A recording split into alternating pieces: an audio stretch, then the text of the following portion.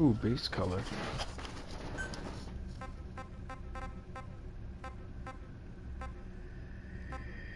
Huh. Yeah, I don't want orange.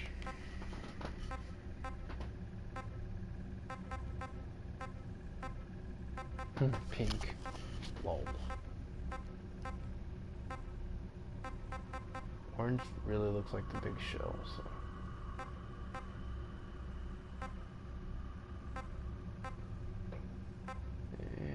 Yeah, let's do this color. Oh yeah. Lincoln development.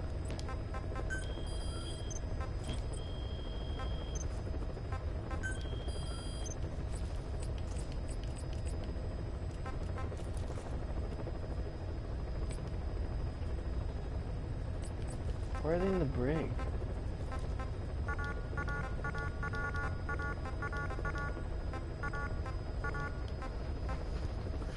Why are these guys in the brig?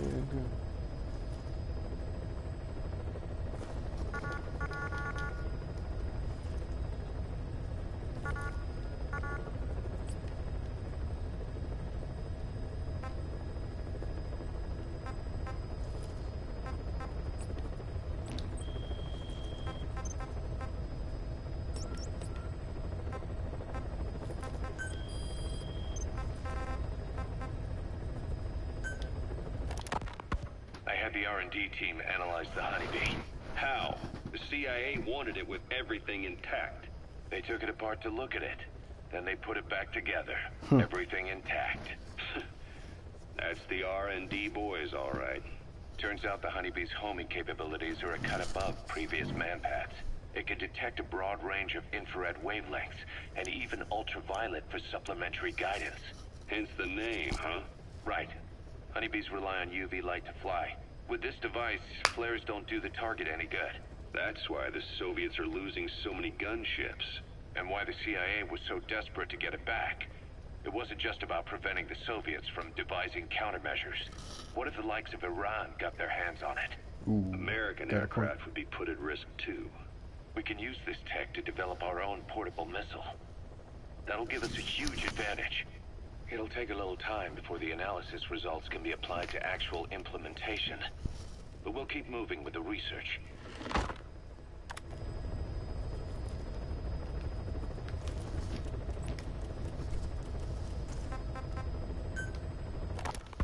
We were lucky to get our hands on that cyborg arm developer. There's no one in Diamond Dogs who can so much as maintain that thing. Bionic arm, not cyborg, if you go by what he calls it. But you're right, the East is light years ahead in bionics.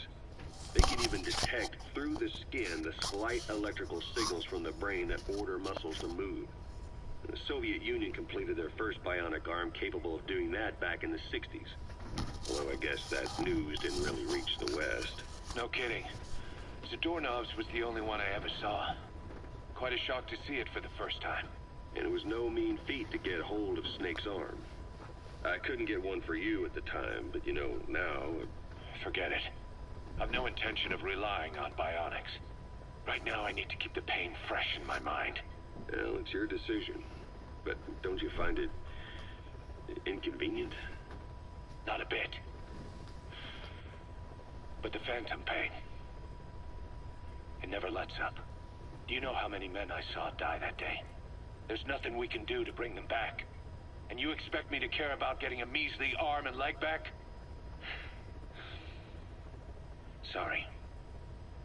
But my pain belongs to all our dead comrades. I'll keep living with it for their sake. It'll guide me straight and true until I've gotten them the vengeance they deserve. Dang, talk about holding a grudge and not letting go. Diamond Dog's intel team specializes in information gathering, mainly HUMINT and SIGINT. They plant scouts and moles in the field. These operatives will blend into the local populace and work under the guise of a resident, or disguise themselves as travelers and ask around for information. They observe targets using various hidden bugs, cameras, and transmitters, and by tapping their satellite and phone communications. Analyzing all this information creates a clear picture of how wars and the PFs fighting them are changing. This data can also be used for threat assessment when deciding whether to accept contracts from certain clients.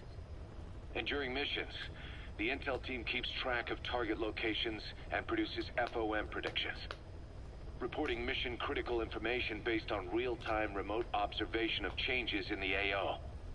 What you hear from us over the radio is based on how we interpret the data gathered at the command platform. However, intel team operatives go unarmed in almost all situations to avoid revealing themselves to the enemy. Some will carry a knife, but most have nothing at all. As such, don't expect them to help you take on heavily armed adversaries like PF soldiers.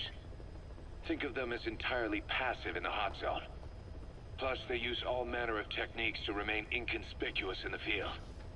If you ever spot one, you'll have some serious explaining to do. So remember, their specialty is espionage. They may not be of use in a firefight, but when it comes to intel, they're pros. Cool.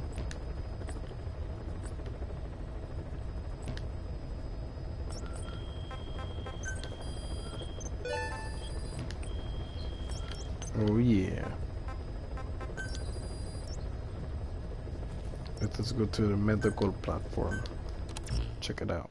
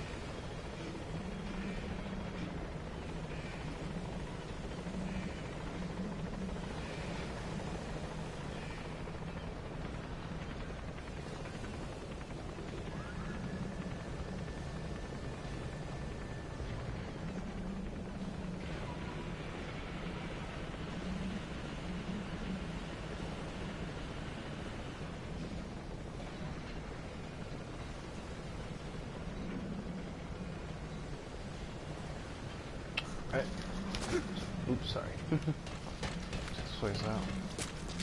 Not much people here right now. Just in case. Yep.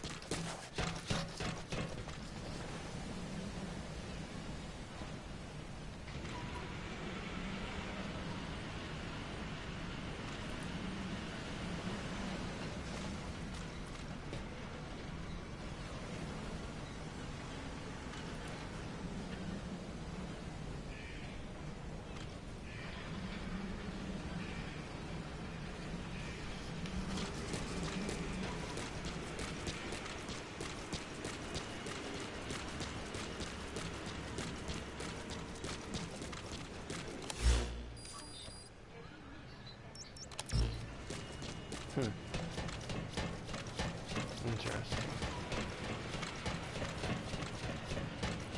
Where is the medical team?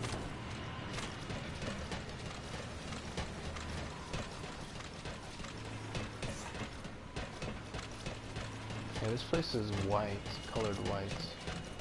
Probably resemble a hospital or something.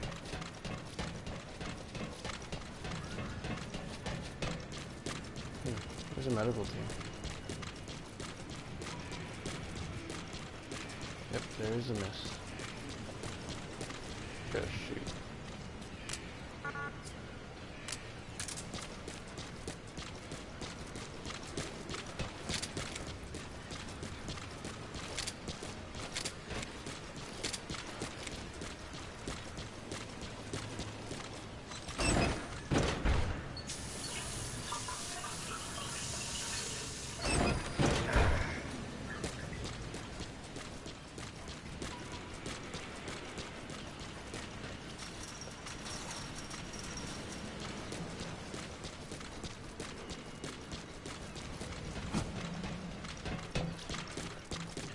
is it missing here? It's indoors.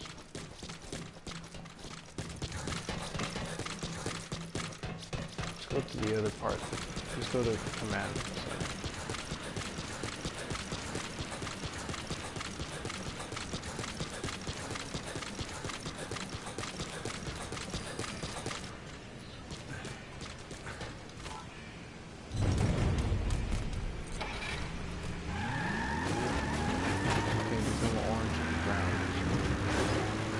It's all black. Shit, what the heck is going on?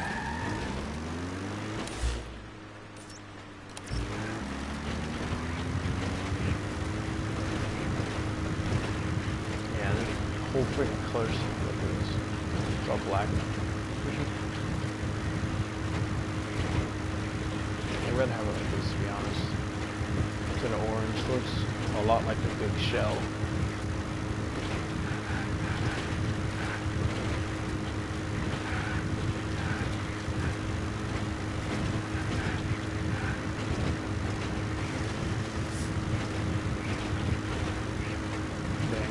How long it took them to just paint the whole thing.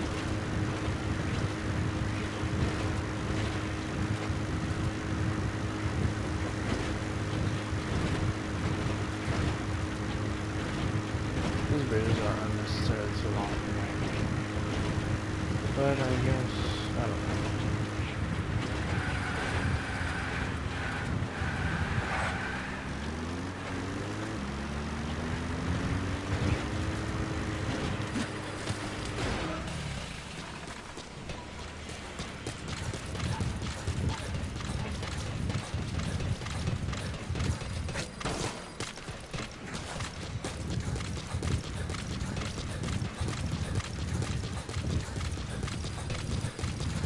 Hey there.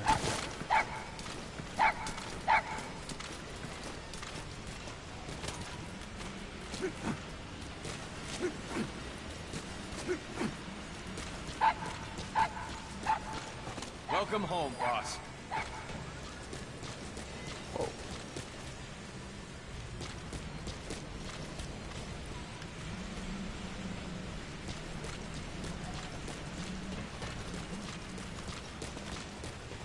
We're here for you if you need combat support, boss.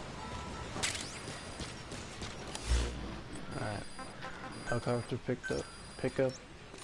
Then I'm gonna go sleep. Roger. Getting late. Boss. This is Pequod. Arriving shortly at LZ.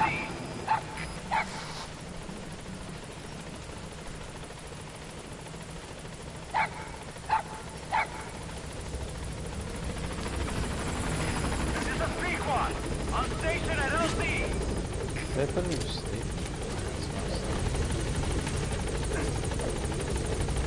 Yeah, look at those rockets. Let's go.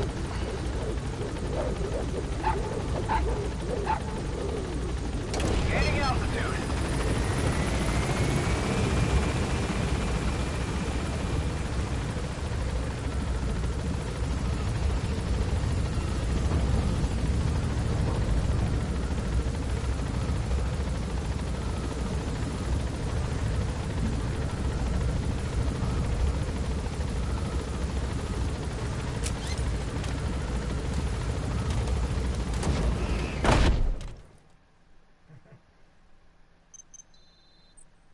We've established a sick bay on the new medical platform. Staff who come back with wounds, diseases, or PTSD can be treated there. If we need any other platforms, feel free to issue the construction order from your iDroid.